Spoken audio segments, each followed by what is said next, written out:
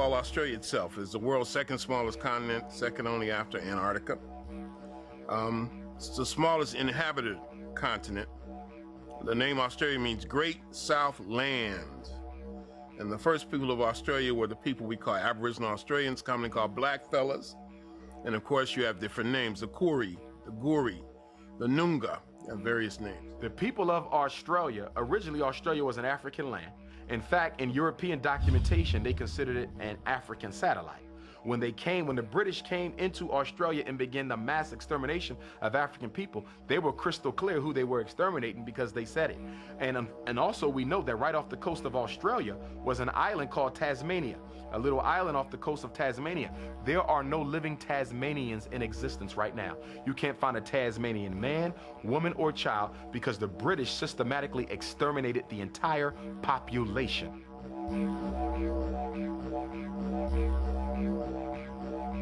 It wasn't until January 1967 that Aboriginal people in Australia were considered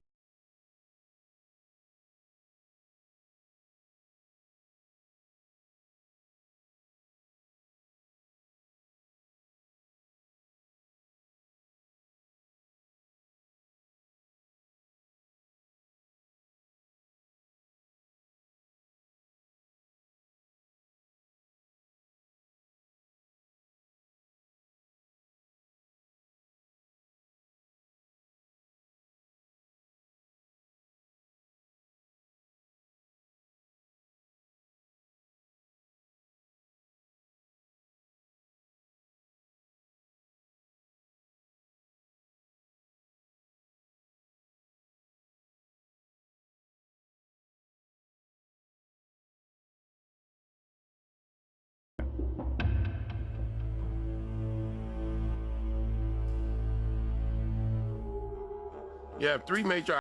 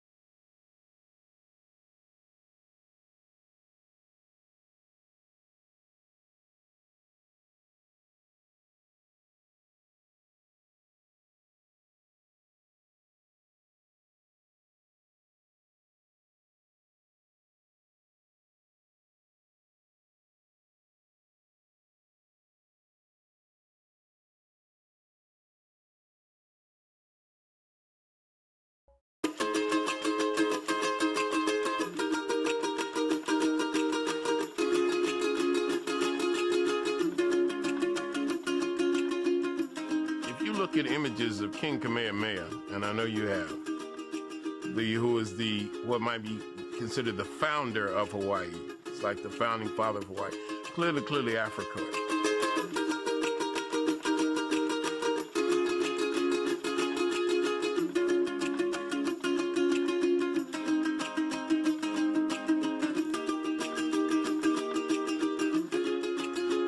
One of the most famous Hawaiians is a guy named Duke Kahanamoku.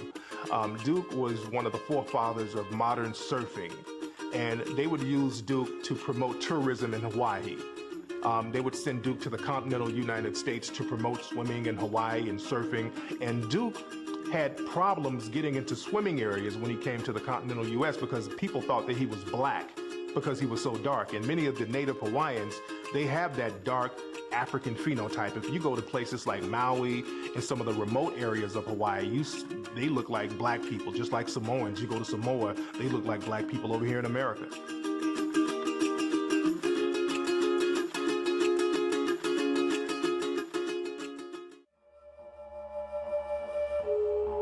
I'm doing an interview, a call-in thing, and somebody called in and says, you know, I'm a Hawaiian. And he says, the problem was you just didn't meet the right people. I said, really?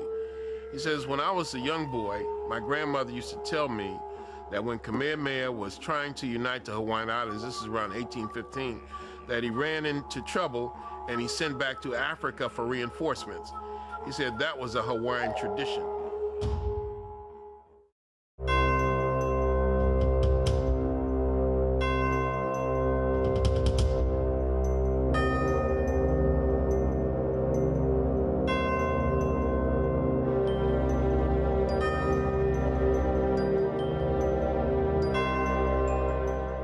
African people, they've been coming to the Americas for years, thousands of years before Europeans. And this is why many Europeans knew how to get over to the Americas based on maps that African people left for centuries. We wear the gene pool of the Native American population. We wear the gene pool of the African, which is called Moors, who had preceded Columbus to this country.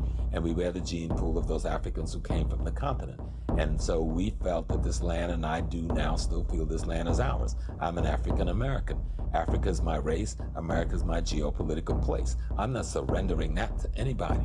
One of the things we know is there are Europeans who wrote books about the African presence in America before Columbus, but it's difficult to actually get your hands on some of the copies of these books. They're real hard to find because it wasn't popular for white folk or black folk, but especially white scientists, to say that African folk, that Moorish people were in America prior to the European coming here. There are three belts that leave the coast of Africa. There's one that's in the north, there's one in the middle, and there's one in the south. When you look at this middle one literally will take you right into the Gulf of Mexico, even if you didn't have power boat. And what's going to happen is the Africans are going to start to move into this area here, and they're going to begin to settle in this corner of the Gulf of Mexico. They're going to develop, according to what our research shows, three major cities: Tres Zapotes, San Lorenzo, okay, and La Venta. If you go to Mexico, southern Mexico now, especially in the provinces and towns in southwest Mexico, they'll tell you there's two black people there. The ones that came on the ship, meaning those who were enslaved, and the ones who came before the ship, meaning those like the Olmecs and others who had been here at a point where no one knows when that genesis was. They just were always here.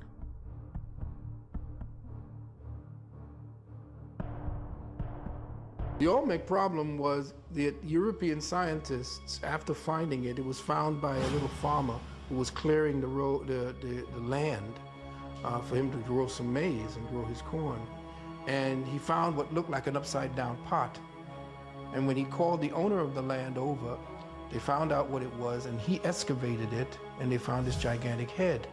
Now that was back early in 1837 or 1897 or something around that time.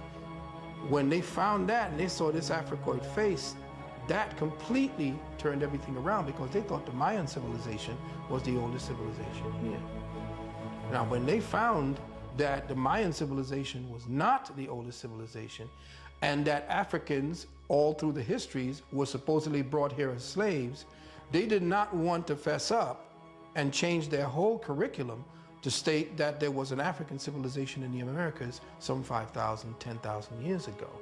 The other part of it is that during the Reconstruction period after the Civil War, the Vatican put out an edict very quietly that all Western books and academia had to first be passed through the Vatican census.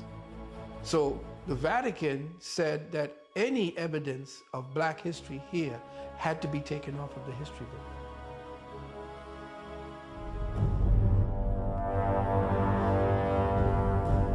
This man, Coe, who essentially became the top man that you went to see about Mesoamerican civilization, he worked for the CIA.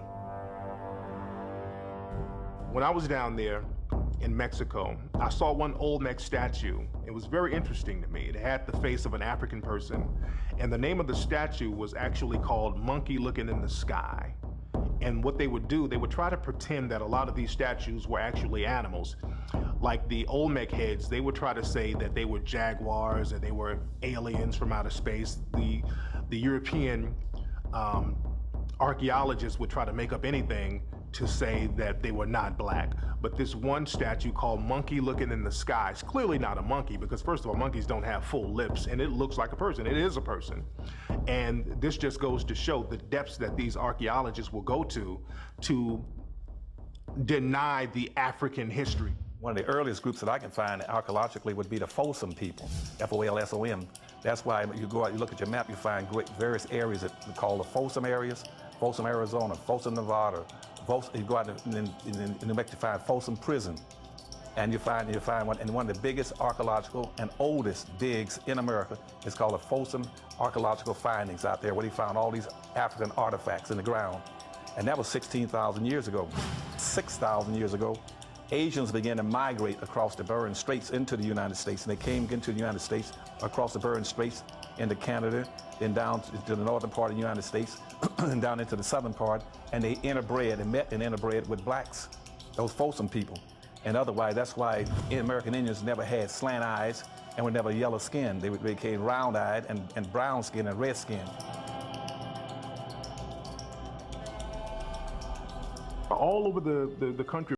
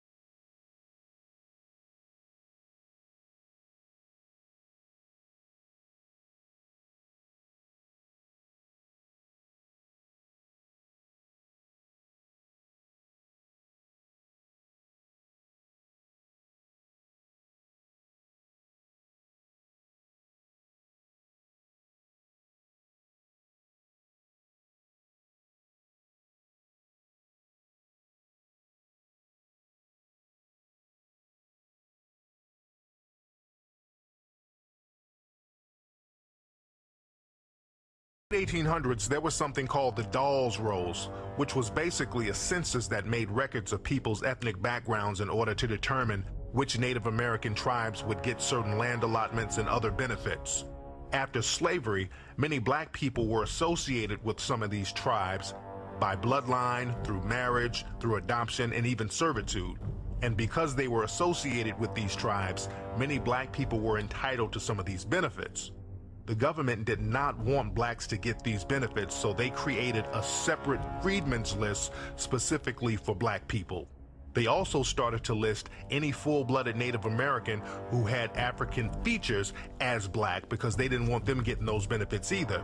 At the same time, they allowed white citizens to come in and pay money under the table to be listed as part Native American. 1895 and 1896, when a lot of the whites found out the benefits that these blacks are going to be entitled to, a lot of whites went to the Dawes Commission and say, look, why don't you put my name on there? They said, but you're not an Indian. So that's what they said, well, I'll give you $5. So the rule got around, the policy got around that for $5 that a white could put his name on the Dawes rolls and be called himself an Indian and be entitled to all these benefits, and all their children could be entitled to all these benefits forever. And so that became known as what's called a $5 Indian. And so if you go around now and check most of the Indians, the so-called Indians in America, about 90% of them are not even Indians. Those are just whites now who are passing as Indians. But they're getting all the benefits. And they're not paying any taxes, getting free college education. They put up a little reservation on the land that they don't live on. They have another home off and get all kind of benefits.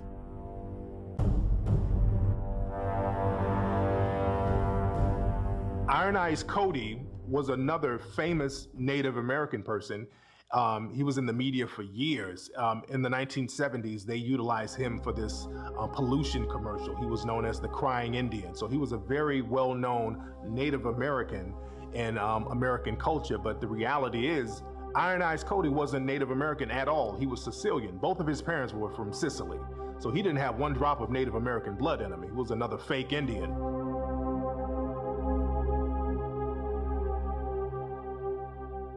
first authorized paintings from the Americas was of these 3 African men who were the leaders of a maroon colony down in Central America. And these men, the legend is that they were enslaved Africans who escaped and they were shipwrecked, and they formed a maroon colony down in Central America, and they became leaders of the Native American tribes down in Central America. And this painting of these 3 African men, it's at a museum in Madrid, Spain today.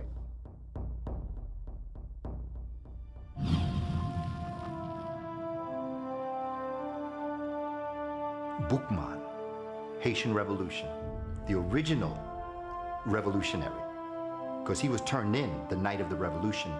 That's when Toussaint Louverture took over. The book Irritated Genie, we need to read. His name was Boukman. Boukman was called Boukman from Jamaica because he couldn't be handled in Jamaica. He was sold to Haiti. He started a rebellion amongst the African people.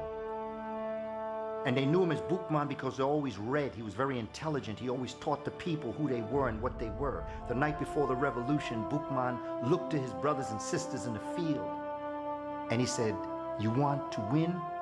Cast aside your white God. Embrace your African spirit. You are free." He didn't say you will be free. He didn't say you can be free. He didn't say you could be free. He said, cast aside your white God. You are free.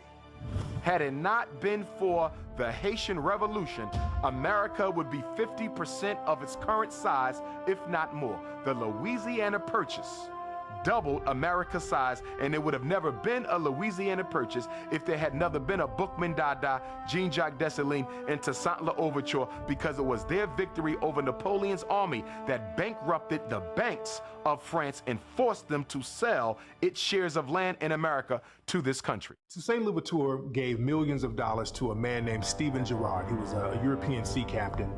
And Toussaint Louverture gave him this money to get arms because they were going to set up a colony in Africa to fight slavery. And when Toussaint Louverture went to prison, Stephen Girard would not return the money to Toussaint Louverture and his descendants and his family. So Stephen Girard took the money, the millions of dollars that he got from Toussaint Louverture, came to America, started Girard College, and he really became the first American millionaire. And so a lot of people don't know that Girard College was founded on stolen money from Toussaint Louverture.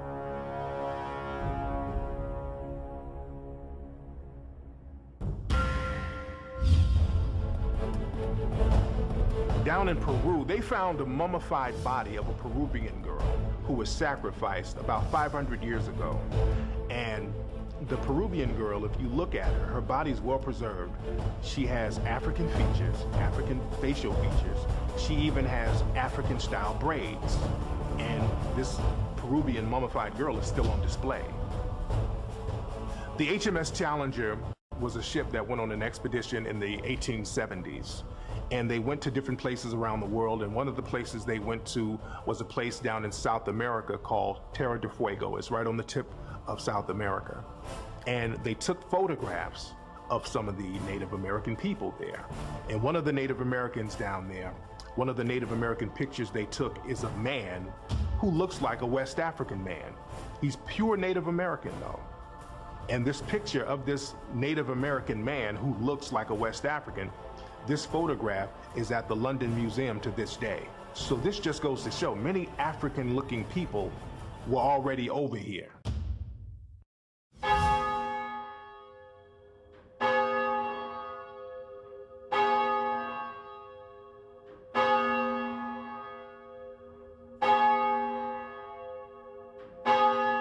Remember, when they attacked Africa, they did not attack Africa physically. They did not attack Africa educationally. They attacked Africa spiritually. Jomo Kenyatta said when the European first came to Africa, the Africans had the land and the white man had the Bible. White man told him to close his eyes, get on his knees and pray. Jomo said when the black man opened his eyes, the white man had the land and the black man had the Bible. We have bought into a story that we told them. They have twisted it. They got it twisted. We have now bought that story back. What we call the African and the communities that that person lived in is where the concept of religion comes from. Europe never produced a religion, ever. Asia receives its religion from Africa. All of them. Buddhism, Hinduism, Shinto. As a matter of fact, to be more scholarly, starts with Hinduism. The first Hindu gods to come across were black Africans. And they came across, they were called Sambo, which is now a derogatory term used for blacks, mulattoes, etc. Sambo.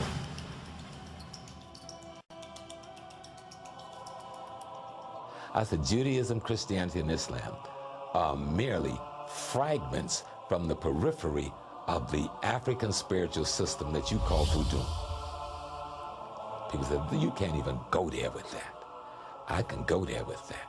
And I can take on any theologian that you got, bring them down, and I'll show you. Give me your 12 tribes, give me your 12 disciples, give me your 99 pearls of faith of Islam, and I'll show you those are nothing but sets of qualities and attributes, and I can juxtapose them in a perpendicular line besides the Orishas of the Yoruba, besides the Loas of the Voodoo, besides the Netters of Egypt, and show you we're talking about the same system.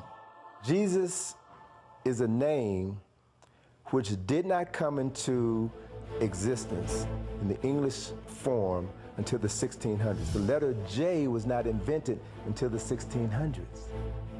Let me say this again. Now, the letter J was not invented until the 1600s. So the reality is Jesus is not the name of that person.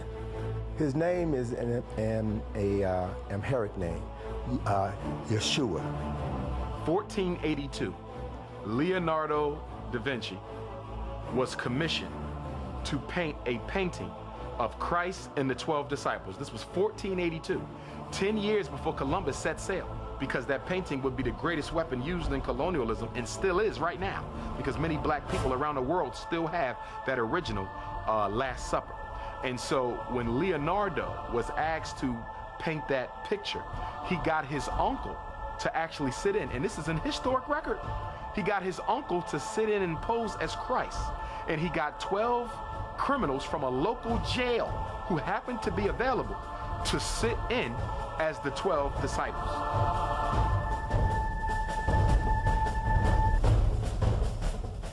The only reason you call God by that name is because your former enslaver, your former oppressor, taught you that name. He never taught you the real name. He never gave you the keys to the power to free yourself spiritually, so that you are now spiritually or religiously still a slave. The African population in North America is the third largest black population in the world in any geopolitical state. Why don't we have a single word out of one of our language for God that we use? The Arabs use their word for God. The Jews use their word for God. The Catholics use their word for God. The Japanese use their word for gods. The African is the only population that don't have an African word for God. Yet, studies coming out of Geneva over the last 30 years prove that we are the most spiritual people in the world, not just America. We worship with a greater propensity than any other people in the world, but we don't have a single word in our language for our divine. The word Christ is a title. It's not a name. Christ means the anointed one. And there were many people before the birth of Jesus who also bore that title, Christ. There were 16 people who were known as Christ. So Jesus was the last of saviors of mankind, saviors of a group of people who were known as Christ. When you talk about the image of Christ, it is important that we no longer ascribe to the European image of Christ. Why?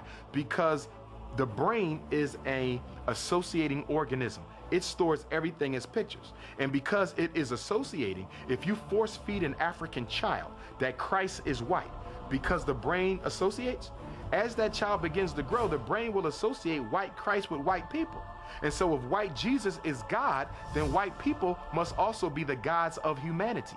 And so guess what? The power in the painting is transferred to the people who resemble that painting. And so it is difficult to pray to a white Jesus and not in some way feel inferior to white people. And that's why when I talk to Christian ministers, I often tell them you have to change these pictures. They say it don't matter. Of course it matters. Why do you think the European went around the world and systematically altered the image of Christ in every major cathedral, every major church, every corner of the globe?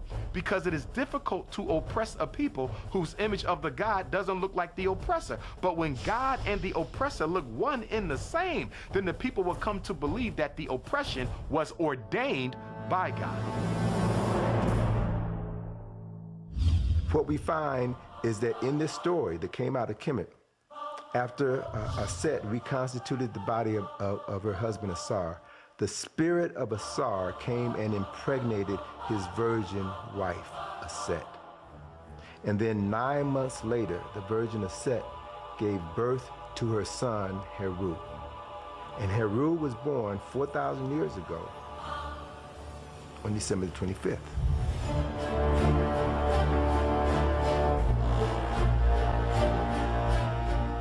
So in 325, it was decided that Jesus Christ would be a son of God. In 325, it was decided that Jesus Christ would be born in the manger in Bethlehem. Up until the Nicene Council, most people believe that Jesus Christ was born in a cave in Ethiopia, even in Ethiopia till today.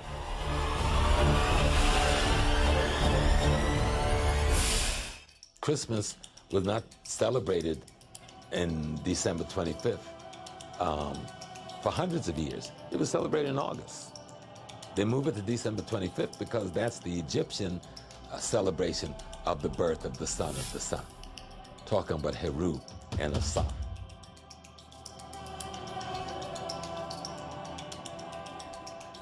The image that we have of Santa Claus is the rosy-cheeked European jolly guy, and that image was created sometime in the early 1800s.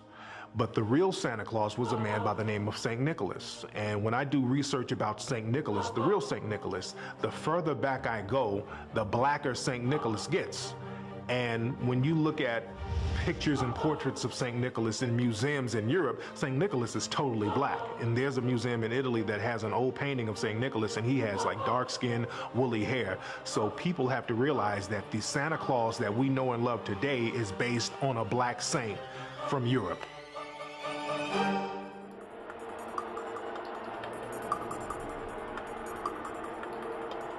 The Council of Nicaea was an effort by Constantine to control the people through military and through religion. Whoever can control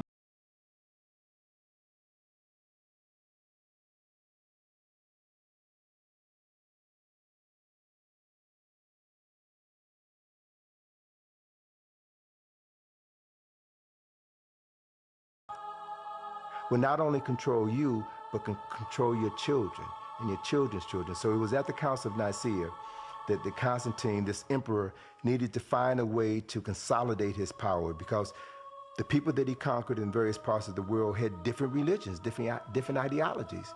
And it was at Nicaea where he brought together these theologians, these scholars, if you will, to hammer out one uniform theology that everyone would follow. And if Constantine could convince people to take Jesus as God on earth and change that he was a human being, then they could take over the control of the Catholic Church and make one. So they invited. And one of the priests was an African known as Arius, Bishop Arius. There's a book called Blacks Who Died for Jesus by Mark Hyman. Gives the story of Arius. Arius now gets word that Constantine knows Arius is coming to dispute this. Because he's saying, how are you going to tell people this? Nobody's going to believe that story. That Immaculate Conception? Come on, we know that's written on the walls of Egypt. That's a mythology, that's an analogy. You're not supposed to believe that story. That's a nice story to live by, that each and every one of us has Jesus within us and every birth is an Immaculate Conception.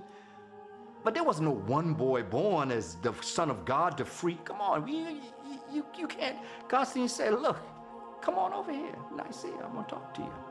He found out that he was going to be assassinated. So he fled into Europe with his followers. Arius and his followers became known as the Aryans. Wouldn't Hitler have a heart attack if he knew who the real Aryans were? They were a bunch of black folk.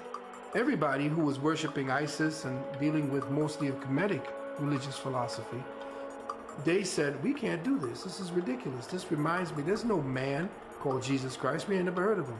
Well, Jesus Christ will take Hesus, which was the sun god in the West, and we'll take Christos, which was the sun god in the East, and we'll put them together. We'll have a name. And so what did he do? A man named Apollonius of Tyana, at that time, who had studied philosophy in Kemet, was teaching. He was a healer, working miracles. He was a hero at that time. So he became the template for Jesus Christ. The first slave ship, the first ship that was used to bring Africans from the continent and transport them across the Americas was known as the good ship Jesus. And as Alex Haley said when he did his research for Roots, he said that traditionally, when Africans were loaded on the slave ships, the captain in his log would see to it that the first two people loaded aboard those slave ships were a man and a woman, and they were recorded in the ship's log as Adam and Eve. The African priests were always smarter than the European thief. Always remember that. The thief is never smarter than the one he or she is taking from. The one he or she is taking from is a superior being. That's why you're stealing. This is the whole point to why you're taking, because what we got, you ain't got. And in the case of King James, I believe it was 1604 when he initiated, 1604, 1609, when he commissioned a group of 50 men to pull together all of the references, all of the biblical references in existence. And one of the men who, it is said, participated in this project was the most prolific writer of the English language at that time, a young poet by the name of William Shakespeare.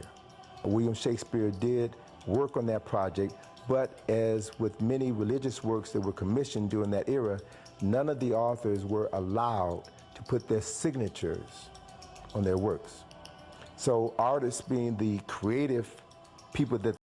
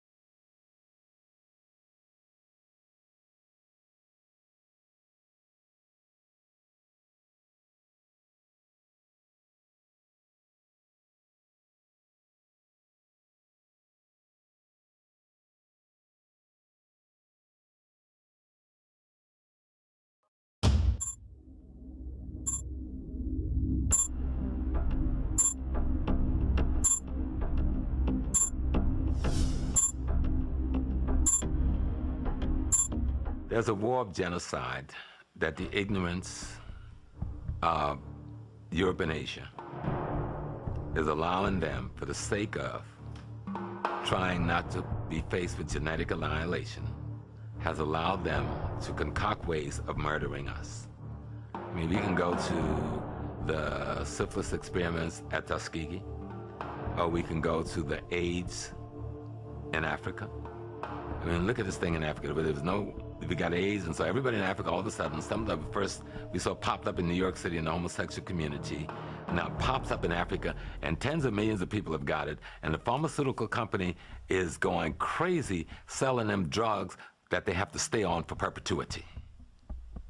Billions and billions, if not trillions of dollars, you are guaranteed, because all these Africans have to take this medicine for the rest of their life. Give me a break. You tell me the guy who enslaved me, the guy who practiced colonialism against me, the guy who raped my mama, my sister, cut the testicles off my father, ripped me apart with horses, all of a sudden is gonna come to my well-being and make me a medicine that's good for me, when his whole history is about profit and genocide at any cost, even if it meant killing his mother. And I'm not just talking about our European brothers and sisters as regards dealing with the black brothers and sisters. If you just read books on the Inquisition and the horror and the genocide waged against European working people and the women of Europe is so horrific, it makes even the transatlantic slave trade looks pale sometimes.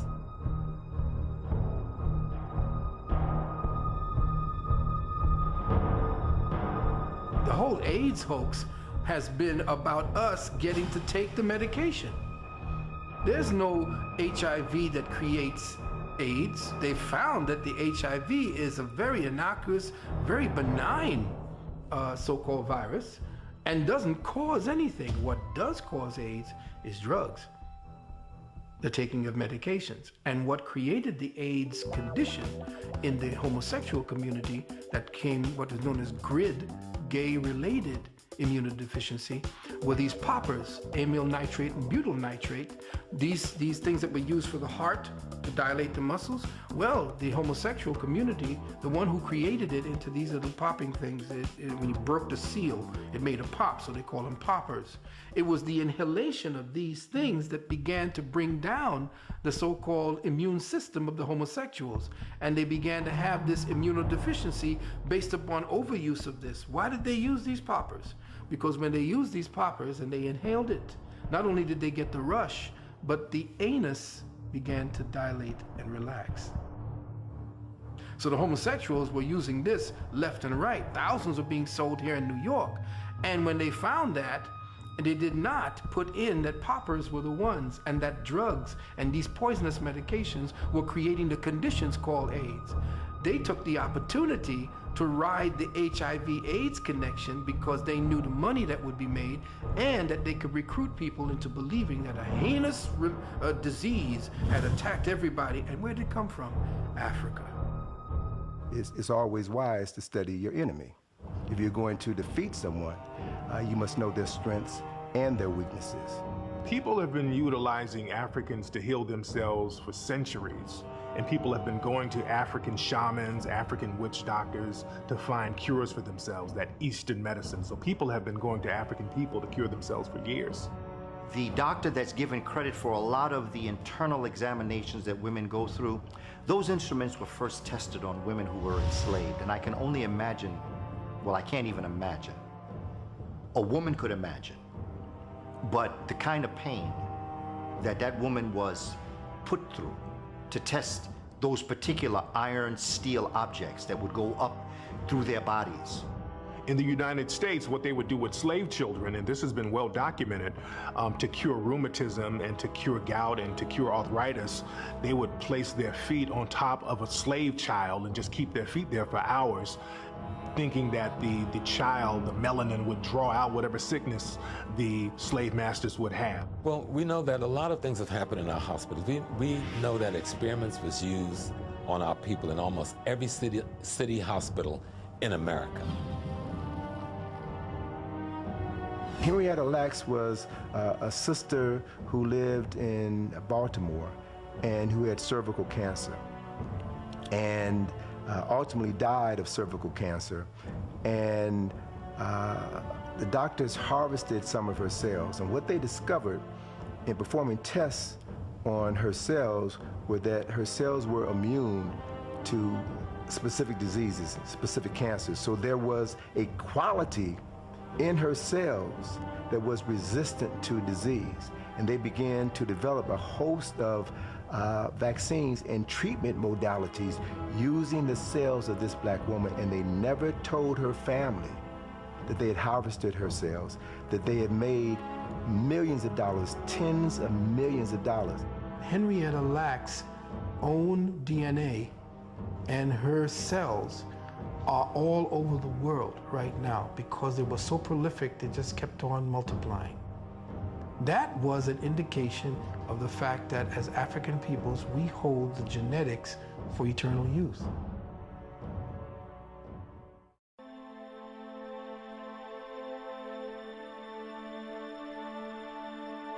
There's a book called Acres of Skin that talks about the experiments that was done on black men in Philadelphia prisons from the 1950s to the 1970s. In addition to the many medical experiments that are done on blacks in hospitals and prisons around the country, many people believe that chemtrails that are often seen over black communities purposely contain chemicals that create adverse reactions within the black community. The chemtrails are dangerous because of what they contain: barium, strontium, and genetically altered red blood cells. What are genetically altered red blood cells doing in an aerosol? If you go to Harvard, they have a place on the campus, one of the tallest buildings on Harvard University. It's called the Herbarium. The Herbarium. In there, every floor is dedicated to some parts of Africa and Asia, and mostly Africa, where the young scholars who are working on their PhD is sent to study the fauna and the herbs and the plants of these places, and to interview the so-called healers and witch doctors, and come back to Harvard and tell what medicine, what medicinal purposes these herbs, fauna, and plants are used for, and then they create synthetic versions of it and sell that formula to the pharmaceutical companies. There's a drug epidemic in a neighborhood, and the hospital is quiet. Forget law enforcement for a minute. The hospital, this is the center of the community's health, and the hospital is quiet. So we're in a situation where the institutions by which we live are conspiring against us. There's no such thing as an institution that is standing with its lights on and people going in and out of the institution, and you're still not receiving the service of the institution. How is that possible, that there is a standing hospital in most neighborhoods and everyone's sick? How is it possible that there is a police department in every neighborhood, several, and crime is still what it is? How is it possible that there is a public school and people are dumber? I argue conspiracy. The black community is really the only community that's really afraid of hospitals. If you go around the country and talk to different African American people, they have horror stories about certain hospitals within the neighborhoods. Out here in Los Angeles, you have a hospital called King Drew Medical Center. Well, it was closed down, but they had a hospital called the King Drew Medical Center. And if you ask any black person in Los Angeles, they say, well, that's Killer King Hospital. It was known for people going in there for minor ailments and not coming out. And there were all types of rumors about King Drew Medical Center. Some people said they were selling organs, they were killing black people, selling off their body parts. There was a story in the LA Times talking about how people were so afraid to go to the King Drew Medical Center that if they got injured, they would run from the ambulance if they knew the ambulance was going to take them to the King Drew Medical Center. So that type of reputation has been going on in the black community for years about certain hospitals in the area. It is very difficult to use black people to experiment and find out cures because of melanin. That's why, experimentally, doctors and Europeans use white mice. They use albinoid mice because the outcome after you go into a white mouse is what's going to happen to a white person. If you use brown and black mice, the outcome is not going to be for white people because a black and brown mice is a melanated mouse. A white mouse is an albinoid. That's why they got pink eyes. Melanin is an alkaloid. The chemical structure of melanin is an alkaloid, and it is similar to the chemical structure of other alkaloids, which are heroin, cocaine, and marijuana. And the other important aspect of this is because of the fact that melanin is an alkaloid, it binds to other alkaloids. So black folk who smoke crack or do cocaine, heroin, or marijuana are inclined to get higher faster and have a more intense high because of the alkaloid in the melanin binds to the alkaloid in that drug, which consequently means that people of African ancestry are going to become addicted faster and have a more difficult time trying to kick those drugs. It wasn't just crack cocaine that came into the Black and Latino areas. It was a way of life that came into the areas that replaced another way of life. Let me go back a little bit. Just before the crack cocaine way of life, you had the cocaine way of life. You know, not to call any names, but the pinnacle is Studio 54. Where you know, this 70s New York City nightlife, where cocaine is everywhere and flagrant. In rap music, in early MC and DJing, you get MCs on the mic saying cocaine, cocaine. Somebody say blow, blow. That, all of that kind of stuff. Early parties. Before that, I'm talking just now 77, 76.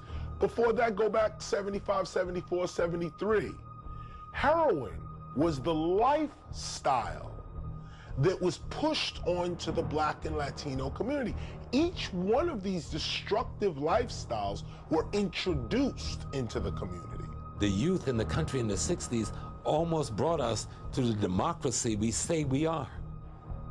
And the tyranny that rules our country by controlling the economy of this country decide to bring drugs and then use the war on drugs to create laws like the 3 strikes and you out and the Rockefeller laws that are as worse as any we saw in the Soviet Union during the Stalinist period, to put the young people in prison, many of them for the rest of their lives, for crimes that normally you would have walked after a year or 2.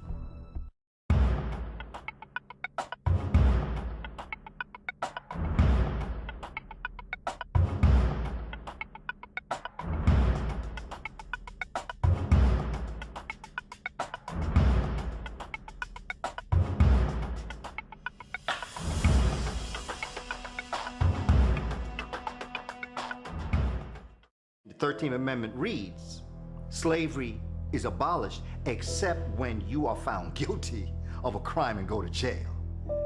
So prison is the slave plantation.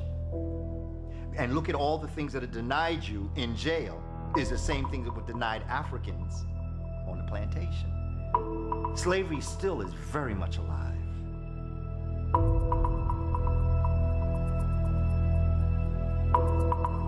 Today, there are more African American adults under correctional control in prison or jail on probation or parole than were enslaved in 1850, a decade before the Civil War began.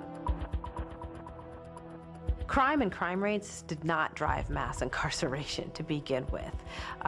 Incarceration rates have fluctuated over the years, gone up, gone down. Today, are actually at historical lows, but incarceration rates, especially Black incarceration rates, have consistently soared regardless of whether crime is going up or going down in any given community or the nation as a whole. War on drugs, which has been a major engine of mass incarceration, has targeted poor communities of color, especially Black and brown men, even though studies have consistently shown now for decades that people of color are no more likely to use or sell illegal drugs than white. Before 1964, the prison rate in America, the majority of people in prison were white people, were white guys. But the thing is, there was no need to have a strong police presence in the Black community because Black people were already controlled by the basic laws of the land. Black people were already controlled by Jim Crow laws, signs saying Black people drink from this water fountain, Black people couldn't live in this neighborhood. So Black people were just controlled, period, at that time. Now, after the Civil Rights Bill passed in 1964, this is when the police presence became very strong in the Black community, because the average citizen couldn't control Black people like they could before then. So they came up with another strategy and had law enforcement do it. So around 1964-65, Black communities were flooded with law enforcement. And this is why the Black Panthers was started, because of the police brutality that had started in the Black community. prisoners themselves represent a small percentage of the population under correctional control. Like today, there's about 7.6 million people under correctional control, but only about 1.3 million are in prison of that. The rest are on probation, parole, in jail, overwhelmingly for, you know, minor nonviolent offenses and drug offenses. The problem is that even if you don't get prison time, even if you're lucky enough to get just felony probation, you're saddled for the rest of your life with a felony record. And so the question isn't, in my view, just who's in prison. The question is, who is branded a criminal or felon and must live with that label for the rest of their lives. The people said, well, if we don't need black labor anymore, what do we do with it? Well, we have to set up a system in the commercial system, or at least incorporate black people into the commercial system so that they make us money without having to do the labor of picking cotton or picking sugar cane or whatever. We already passed that. So how do we make a more sophisticated plantation where we can keep slaves? Well, let's criminalize pretty much every damn thing that we do. There are over 1 million laws on the books now. Who needs 1 million laws? Unless you want to control people's behavior. The police presence has always been in the black community because we are prisoners of war. That's number one. The original police were created to catch slaves. They were slave catchers. There was no need to police a white society. There was no need for that in early America. There was no need for that. Police even became wild when police were always about guarding property. That's what the police are about, guarding property. That's it. Their job gets stretched out to a moral responsibility and public safety and that kind of thing later on in their development. But the original concept of a police officer is to make sure your property stays with you. They are hired by the rich, first of all, to protect the rich's property.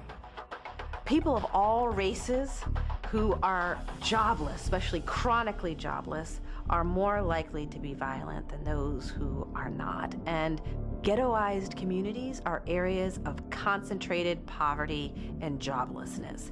So it's not a surprise that there are higher rates of violent crime, and this idea that there's something especially wrong with black men that makes them more likely to be violent, or especially wrong with black culture that leads to high rates of violence, is just disproved by all of the available evidence.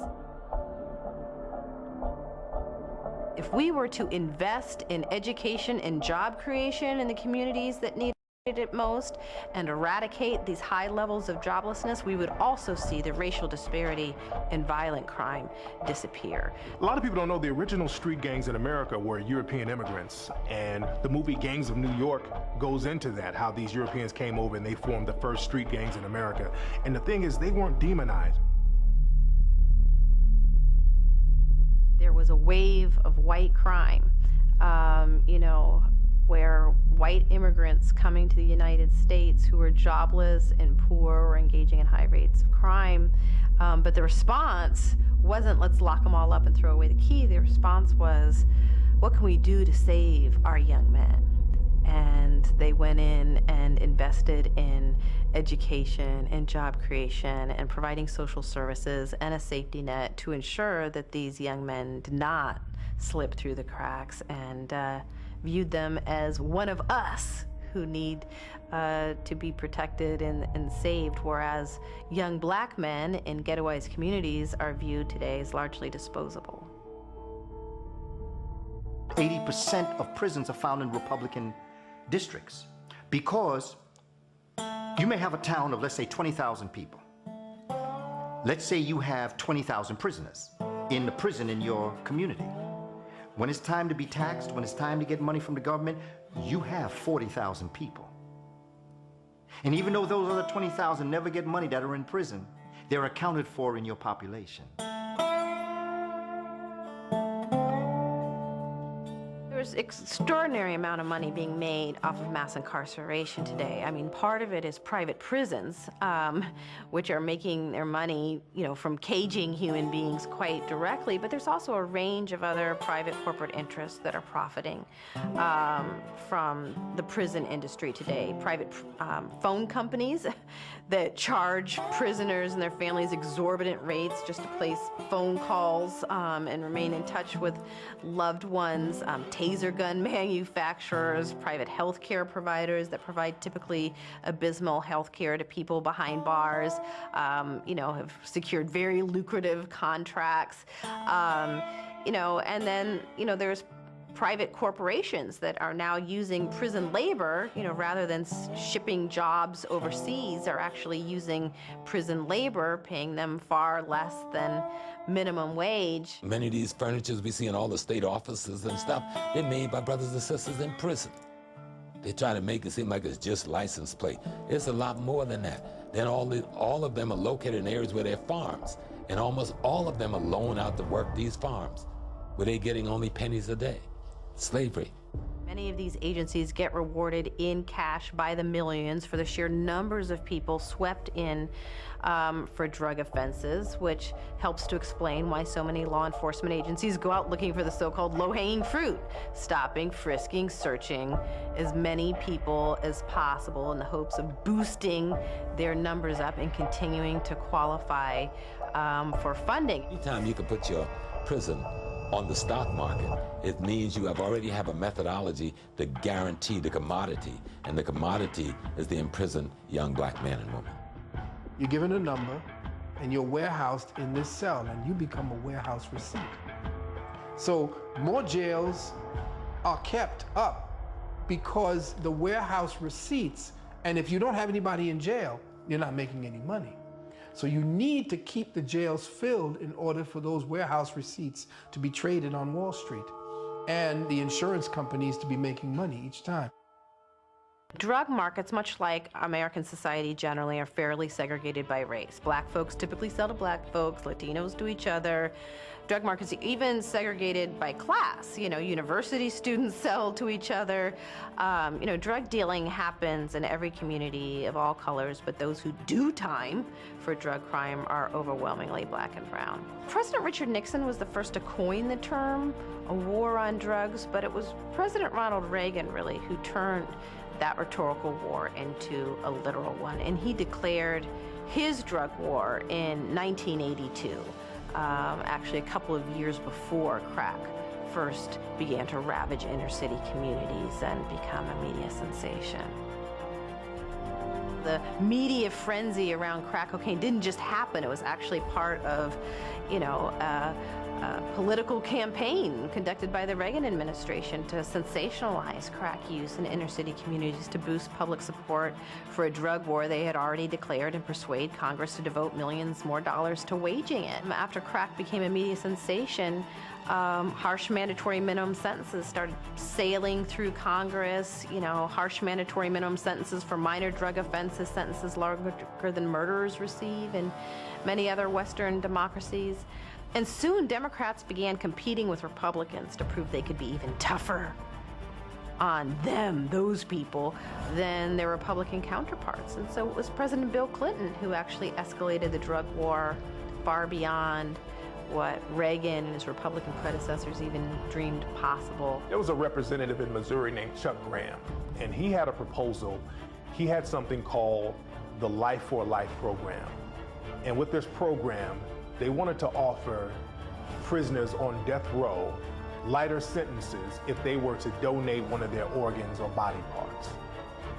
Well, the war on drugs was part of a grand Republican Party strategy known as the Southern Strategy of using racially coded get tough appeals on issues of crime and welfare to appeal to poor and working class whites, particularly in the South, who were anxious about or resentful of many of the gains of African Americans in the civil rights movement.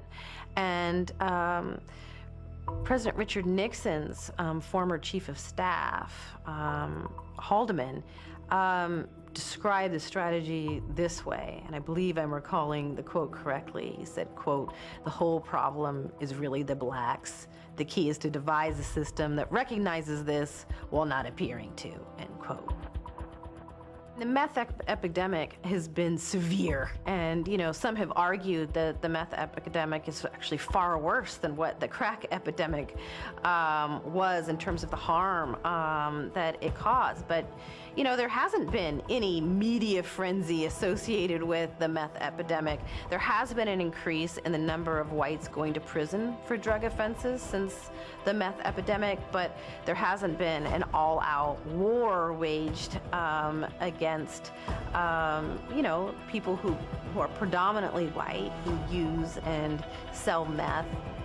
It doesn't matter how severe the racial disparities are, unless you can offer proof of conscious intentional bias tantamount to an admission of racial bias by a law enforcement official. You can't even state a claim for racial bias in the criminal justice system today, which presents a bit of a challenge since most law enforcement officials, like the rest of us, know better than to state our racial biases out loud. A police officer isn't going to say, "Yes, Your Honor, the reason I stopped him was, well, because he was black." People look at it as a civil rights violation, but it's really a human rights violation, because it's criminal what they're doing to black people on a mass scale, criminalizing the image of black people and railroading them into a jail system really for profit. That's slavery, and that's a human rights issue, and black people need to start treating that as a human rights issue. So we shouldn't go to the courts here, because the courts here are in cahoots with the private organizations that's railroading all of these black men into the prison system. So if black people are going to do anything, they need to take this fight to the world court, to the world stage. Well, I do think mass incarceration is a human rights issue, a human rights crisis. And there have been efforts to bring these issues to the United Nations and to international courts. And I think we should continue to do so. I do think we should avail ourselves of those tribunals and make more of an effort to educate people in other countries about the realities of what is going on in the United States. So many people around the world today think that the U.S. is the land of great racial equality, especially with the election of Barack Obama, and it's important for the other story to be told.